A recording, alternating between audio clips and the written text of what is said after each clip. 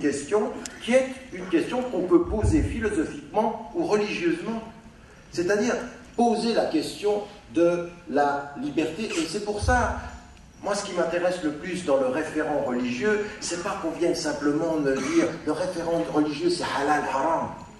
Avant qu'il y ait du halal. Le halal et le haram, c'est les limites du chemin. Parce que pour moi, le sharia, ce n'est pas un ordre de loi, c'est une voie de la fidélité.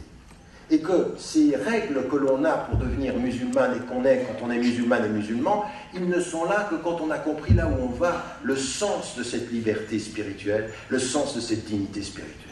Et moi, quand j'ai envie aujourd'hui de voir un peuple tunisien qui se relève, que tu sois athée, que tu sois agnostique, que tu sois juif, que tu sois chrétien ou que tu sois musulman, au but du compte, la vraie question d'un destin pour un peuple, c'est de questionner les dimensions de sa liberté.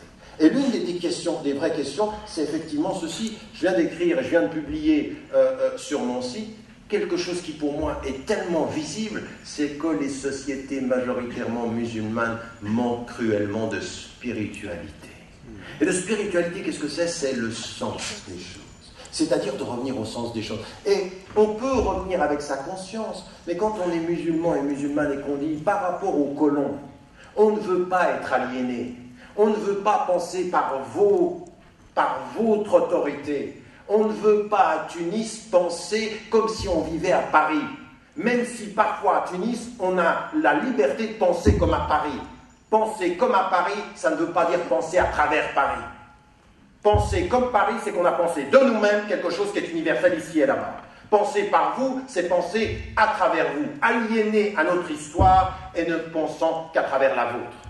De venir coloniser les esprits, c'est-à-dire être de corps, être de passeport tunisien, mais être d'intelligence complètement colonisée française. De ceci, il faut se libérer. Et moi, ce qui m'intéresse quand je parle du référent religieux, c'est ceci. C'est d'abord de revenir à cette dimension-là, de poser la vraie question de la liberté. Et moi, c'est comme ça d'ailleurs que je comprends l'islam. Quand je dis, par exemple, que la société tunisienne est une société majoritairement musulmane, ce que je dis, c'est que chacun fasse son choix.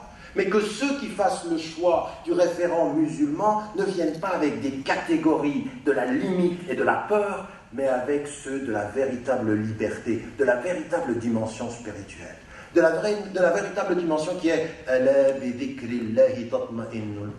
cette dimension de la relation divine, cette dimension de la vraie compréhension du tawhid. Le tawhid, qu'est-ce que ça veut dire? C'est dire la ilaha illallah et je n'ai peur de personne. Je n'ai peur de personne. C'est-à-dire que je vais me lever, mais vous comprenez ce que je suis en train de dire?